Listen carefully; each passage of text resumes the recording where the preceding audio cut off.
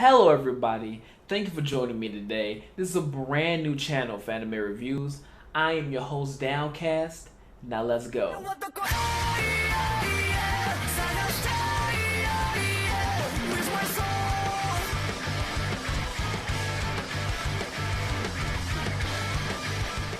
Now before we get started, I just want to let you all know how the format is going to work for these reviews. These reviews will be rated on these 5 sections: the story, the character, the music, animation, and then the side notes. The story will be based off how well the plot is, how different it is, and also the pacing of the anime. And what I mean by pacing is like how much time did they waste, how effectively did they use their time in each episode, how was the development within the anime itself, things of that nature. Characters will be based off how well made the characters are, their personality, how well do they fit in the world, and also their development throughout the anime. Music will be based on how well the music in anime is, and also the intro and the outro of the anime. Animation will be used on how well the animation style is in the anime and what different styles that they use throughout it. Side notes are things that don't exactly fit in the first 5 categories, but they're still important enough that they still should be talked about. And other little things in the anime that were well done and they should get a little pat on the back for it. Or then if they just fucked up, then we gotta call them out on it. And you don't have to worry, in these reviews there will be no spoilers at all. I'll be giving you just enough information so you'll know a bit about the anime that make you still want to see it without me telling you too much when you're like, okay, now I know everything about it. And now, since that's all said and done, let's start off with the anime review, starting off with the Overlord's main story. The story takes place in Yggdrasil, a long-running DMMORPG that's been the top online game for years. Since its peak in popularity, the game has now fallen and finds itself on its last day of open servers. But there is at least one person who is there to log on one more time to pay his final respects, and that is Momongus, leader of the clan Ainz Ungon, one of the strongest clans in Yggdrasil. As he sits on his throne, waiting for the game to end, the clock finally strikes 0. But instead of the clock stopping, it then starts up again, and he finds himself still in the game. After realizing that not only is he still in the game, but now he is trapped there. Coming to the conclusion that there must be other people in the same situation, he decides to take his guild's name, Ainz Ungon, and spread it as far as possible to find other trapped players. When it comes to the story, it goes through something that I like to call the setup season. What I mean by that is, it's the season that lets you just, dip your toe in the anime and see what it's about, but then saves all the really good stuff for the second season. You can see this because the rest of the anime is like nothing really to show off, but when we get to like the last 10 minutes of it, then you start hyping it up like, oh my god, all this stuff is happening next season. You ain't seen nothing yet. Why couldn't you show me it now? Why are you waiting till second season to show us everything? You could have just showed us it the first season and the second season. Why do you have to tease us at the end? Because they're basically saying like, yeah, we could have been better. We just didn't feel like it. Now you can probably argue that in animes that go past the first season, that the first season is technically the setup season. But in those other animes, they show you everything they have in the first and in the second season. They don't all save it all for the next season. Now, I'm not saying this is a bad story at all. This story actually has a lot of good points to it. It's paced well enough that everything is understood and justified. They have good fight scenes and they also have good touching scenes. It's just a simple fact that they didn't have more of those scenes that could have made this anime a lot better than what it is.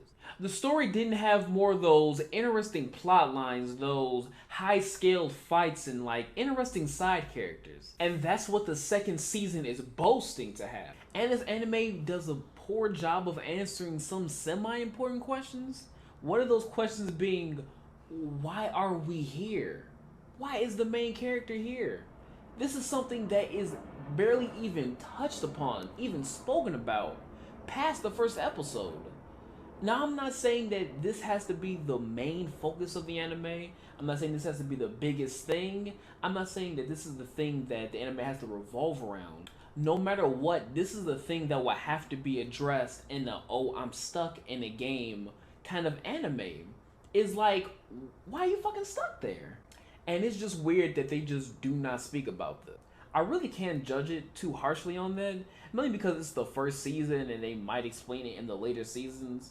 But by the pace that it's going, it doesn't seem like they will speak about it. There's barely a mention, there's no foreshadowing. They don't even like tease you with it in its last 5 minutes. And this is a big enough problem that the main character should have probably given some time into figuring out, but it's not here at all.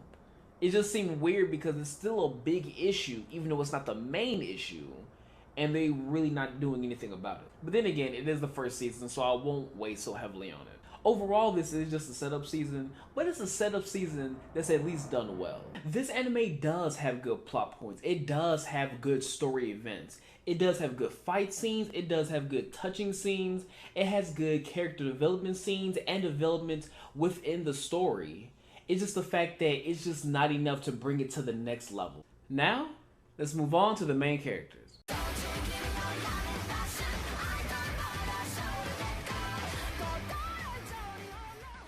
When it comes to the list of characters that had to be reviewed, I like to keep it just to the main characters. But in this anime, it's really feel like it's only just Momongas who's the main character. Everybody else just seems like side characters around him. I will be adding Albedo to the list, just so it won't be so short. And there are a couple points that I did want to go over about her. But for now, let's start off with our main character, Momongas. Here we find our main protagonist, Momongas. Or, to use his real name, Satoru Suzuki. Possibly the last member of his guild, Ain Zungon, and is one of the most powerful players to ever be in Yggdrasil. I like this main character a lot because he's different. He's not like a lot of other main characters where he has to go through that period of training and getting stronger. No, he just starts off OP from the straight up beginning. I'm not saying this is an original concept at all. I'm just saying it's a very refreshing viewpoint. Aside from a lot of other main characters who always have to start off from the bottom. One thing about this character, even though he's like very strong and OP, he doesn't seem like godlike, you know? He still feels like he can be beaten, like he can still slip up and make mistakes. He doesn't seem like that kind of character that like no matter what he do, he's like never gonna lose a fight. And that's a very good thing that this story does, wrapping around the character. And the thing that makes him OP is his arsenal. He spent so many years in this game, and he's collected so many items, so many abilities that are at like the highest level possible. He has like legendary items, god items, he has everything that you could think of. You know when you're playing a game and that event comes up and it's time for you to win that legendary item, and you're like, okay, I'll give it a shot, and you place like 508, and like you see that the #1 guy who wins all of these events, his name is something like fucking Spank Your Monkey 571. Yeah, this is him.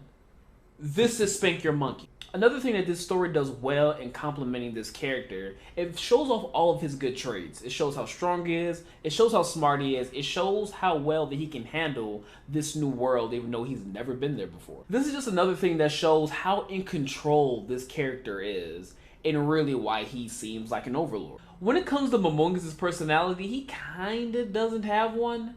The way that the game works is it's the person playing the game and it's the character that you created. The person playing the game, he gets shy, he gets scared, he gets horny for Albedo. And this game does something like a personality shift system where he might be feeling one of those emotions and then the game just nullifies it. And it more so forces him to be the person that he created rather than the person that he is. Fear, gone. Shyness, gone. Boner, gone.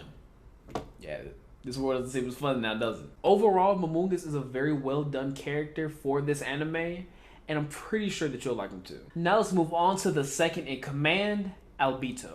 And here's Albedo, an AI that was created by one of the guild masters. She is the strongest AI in the guild and is head of all the guardians. Originally intended to be a bitch character, she had her settings changed, so now she is not a bitch, but madly in love with Momongas. This has got to be the worst fan service plugin that I have ever seen in an anime.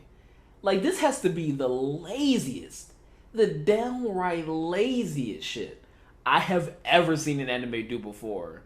To downright, it's just sad. Because even from the first episode, you can already see what this character's gonna be like. Not even like speaking about that, just how she's like even created from the beginning. Like she was originally, meant to be, a bitch character, blah blah blah blah. But then it's like he goes through this thing of like rearranging her setting and then making her fucking love him. Like, why? Why? I don't understand. Why'd you do that? You did not have to do that. You could have said anything. You could have said she's a loyal servant, or, fucking housemaid, or fucking murderer. You could have said anything. But madly in love with me, that's just fucking... Oh my, that's just some itchy shit waiting to happen. It's just irritating because I know that they didn't have to do this. They could have made her the character that she was already going to be. She would have still been a good character. But the way that they put this in, it's just some bullshit. And it's just some kind of excuse to put in like a love interest, the most forced love interest ever, to the fact that he put in the code himself. This was just lazy and it was just dumb. But I will say though, because her setting was changed like this to make them kind of have this like kind of love connection, it does bring about some scenes that you wouldn't have seen otherwise, which are actually very good for the story and kind of help them move along in some areas and like shed some light on some things. So I guess it's good in that right. But other than that, no, it just didn't have to happen. And they also did some bullshit to push her fan service, like the outro. The outro was nothing but her in sexy shots the entire time. Why? Why? She looks good doing it. Don't get me wrong. But just why? I don't know why. It's just like at the end, they were just like, oh yeah, we know what you want to see. No, the fuck you don't, apparently. Overall, she is just really just fan service. She does have some good scenes, but that's what she's mainly there for. She looks good doing it, but that's what she's there for. When will animes like learn that you don't need fucking bouncy ass tits in every fucking episode? They're nice, and I would like to see them, but we don't need them. Like, now, let's move on to the music. Don't you give me your loving passion. The music in this anime is just about as background as you can possibly get. It does its part when it gets to the action scenes. Oh, the music gets a little bit more amped up, and it's like, oh, when it gets to the town scene, it gets a bit more mellow. But other than that, you really don't even notice it at all. It's nothing to really brag about. You're not gonna be like, oh man, need to play that back. No, it's not gonna be none of that. When it comes to the intro music and that outro music, complete fire.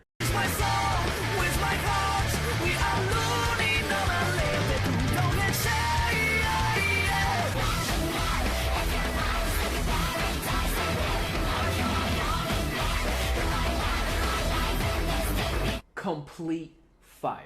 The intro music and the outro music, good ass music. The in-game music, the in-anime music, you won't even remember it while it's playing. Now let's go to the animation.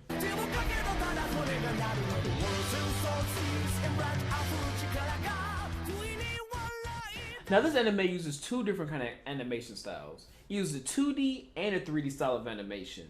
Both of these animation styles are clean, they're bright, they're sharp. But the thing is, on screen, when they're both together, it looks odd. In these moments, it just seems like the 2D always gets downgraded, favoring the 3D. The 2D animation is what's used for most of the anime, but in certain scenes, usually the big fight scenes, that's when they want to put in this 3D. And when they're like wrapped on top of each other, it doesn't look good. I really wish they would have just did it where if it was going to be a 3D scene, that was the entire scene, everybody in that scene had a more 3D style to them. And not like doing this 2D and then like 3D. Like, it's just, when you look at it on screen, like, it's just like, it looks a little odd to look at. But both of these animation styles separately still look good. They still look very clean. It's just that slight misstep of just putting them together. You just do all out 2D or all out 3D. You don't need to do both.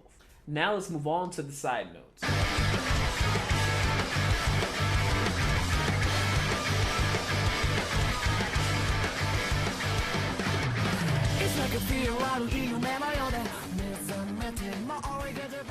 One thing I want to talk about, the side characters that were in the anime were pretty good. They were pleasant. When they were on screen, they helped with the story for the main character and did have good interaction with the main character. But all in all, the side characters were good. Another thing that this anime did, which I liked a lot, what I want to talk about is they did this thing called I call it their fight command. This is when they're boosting themselves up, like more defense, more speed, more attack. And it's just cool to see because, you know, it's very gamey, which I liked. And just the animation for it looked very nice when it was doing it. Like, you know, attack was red and defense, it had like this grid pattern to it. It all looked very nice when it was doing it. It's a little side thing that they did in this anime, which I thought was very nice. This anime does do a very annoying trope, which I'm tired of seeing. And that's the whole, oh, sharp object, deep throat licking it by like the villain. This has to be the most overdone trope with villains that I have seen. Like every bad character always has to do this. Can they stop doing this? Is this still scary? At a point in time, it just looks silly. I'm pretty sure when this trope was like, you know, first done, people were like, oh shit, that's pretty badass. But when like any character that has a sharp object does it, it doesn't get scary anymore. It just becomes obvious. So it just loses its purpose. There's no reason you should do it anymore. It's overdone. It's not scary anymore. We can just stop doing it. The last thing that I want to talk about in side notes is the last, I want to say, 5 minutes of this anime, which is the reason why it got so much hype when it ended. Those last 5 minutes are some good 5 minutes. Like, during this anime, I had really no big urge to see what was going to happen in the next season. But those last 5 minutes, you got pumped. I was like, oh shit. It's about to go down. And it had me so pumped and it had me so ready.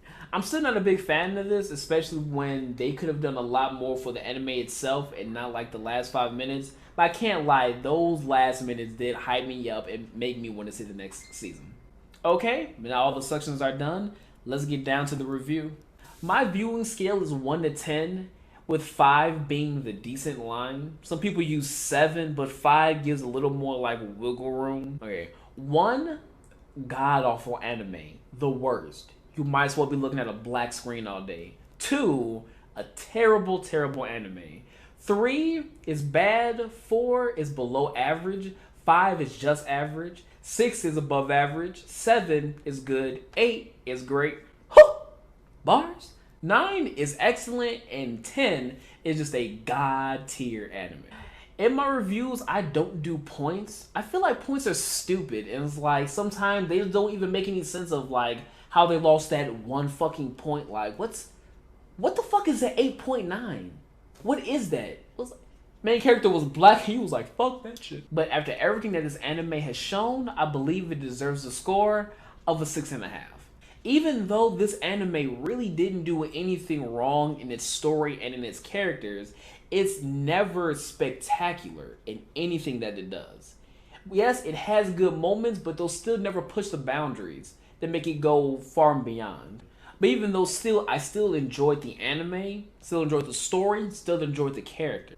And I feel like if this anime didn't have that scene at the end with the last 5 minutes hyping you up for the next season, I feel like this anime would have been more forgettable a lot quicker.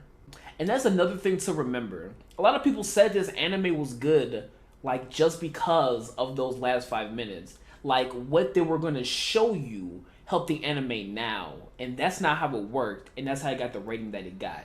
Not because what it's promised, but what is shown. And that'll be the review. I just want to stop and say I thank all of you for coming to see the very first Downcast anime review. Please subscribe because I'll be dropping one of these every single week. And I won't be only doing the new animes, I also will be doing the old animes, you know, the underground animes, ones that you may not even have heard about. Because anime is timeless, and it doesn't really matter when you see an anime. If it's a good anime, it's gonna remain a good anime. In these reviews, I will always try to make the next video better and better for you guys. So please comment and tell me what you think about it.